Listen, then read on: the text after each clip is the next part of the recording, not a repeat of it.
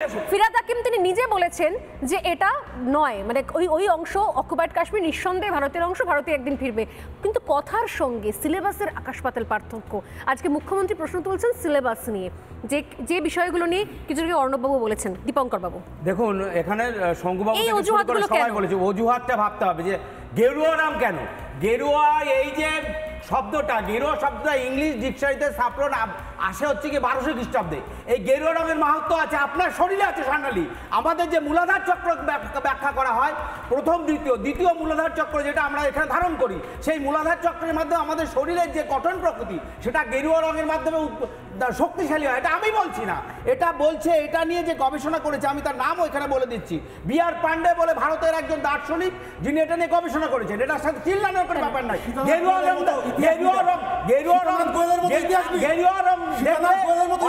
আপনি কথা বলতে দেবেন না, আমি 20 মিনিট পরে শুরু করেছি। আপনি প্রফেসর মানুষ, ভদ্রতা রাখুন।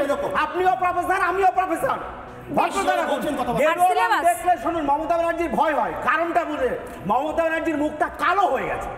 মমতা ব্যানার্জি বাংলাকে পুড়িয়ে দিয়েছে, চোর ডাকাত গুন্ডা বদমাশ সব দল।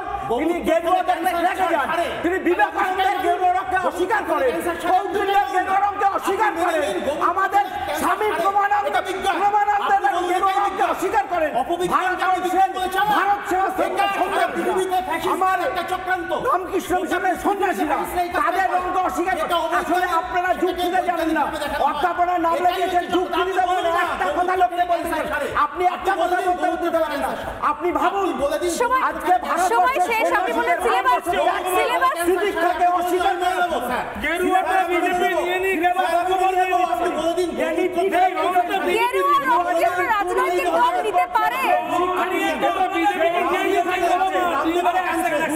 আপনি ভারতের শিক্ষা সংবিধানের স্যার সুবর্ণ আচ্ছা প্রফেসর কে বলতে যে রামদেবকে কাঁদে আমি রাজনীতি করাই, আপনি জানেন না।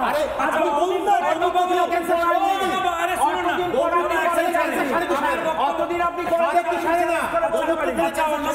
সময় একদম শেষ, সময় একদম শেষ। হ্যাঁ, 1 second 10 second Sankudeb, 10 second Sankudeb 10 second. Arnab, আমি একটা জিনিস জানতে চাই। স্যার এক সেকেন্ড, স্যার এক সেকেন্ড থেমে যান। স্যার আমার একটা সকলকে ধন্যবাদ, সকলকে ধন্যবাদ। 1 সেকেন্ড যখন আপনারা টিভি দেখতে চান তখন আপনারা এক্সপেক্ট কি করেন যে রাজ্যের মুখ্যমন্ত্রী একটা কংক্রিট কমিউনিকেশন দেবেন।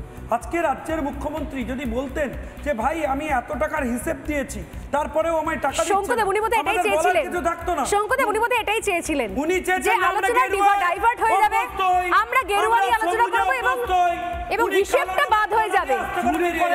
সেটা হবে না। গেম বোঝা গেছে।